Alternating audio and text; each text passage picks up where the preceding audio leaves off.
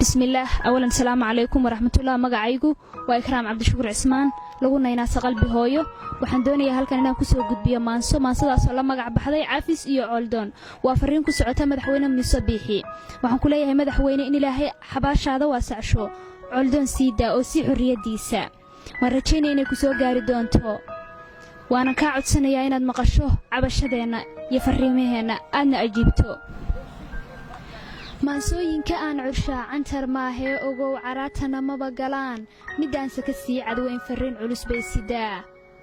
Coldon baan dhuganayaa Muusaanan codsiga u diran idina iga caawiyo caloosha waxaan ka cugay cadceeda u dhiibo calaacasho ugu dhexrida adeer Muuse u cudoon cimriga inta jeel ku cunay ku ciilgoo baan ku iri ciqaabta intaa ku dhaaf cinaadka intaad ilowdo Coldon siidaa marqura cidnaan baa loo qabaa Coldon oo dibadda yimi cadaaladda noo falo adeer codsigeena maqal Coldon siidaa marqura caruur iyo caban dhamaan Coldon way jecel yihiin cagaarka asawga dhigan Muuse ku codsanayaan cafiyadunu siiyo cagiba u helo xurriyad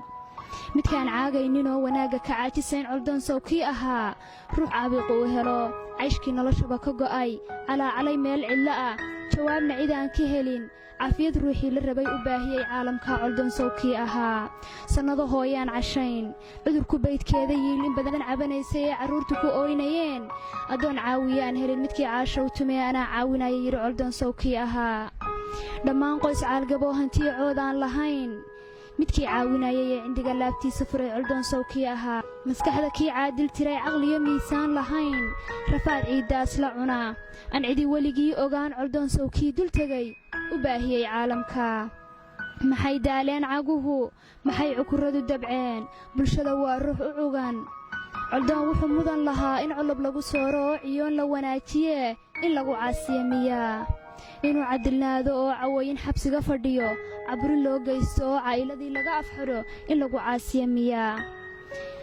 asal baan siin lahaa haddaan caawaba tashee cibaaray noo tahee bulshada ruuxa u cudoon maciil buu mutaysaniyo inuu xabsi caawa jiro Coldon ow dhagaha sii caadani waa dhiirigelin adduun waa gelin bacayn cariish adigoo ku jiray nin cayroon hayn ahaa gaajana dhexda cayn ku xiray mar baad calan taagataa adduunkana caawisaa Coldon ow hays cuqdayn marnaba ha calool xumaan calafku waa seeta adag ninaba aan caabin karin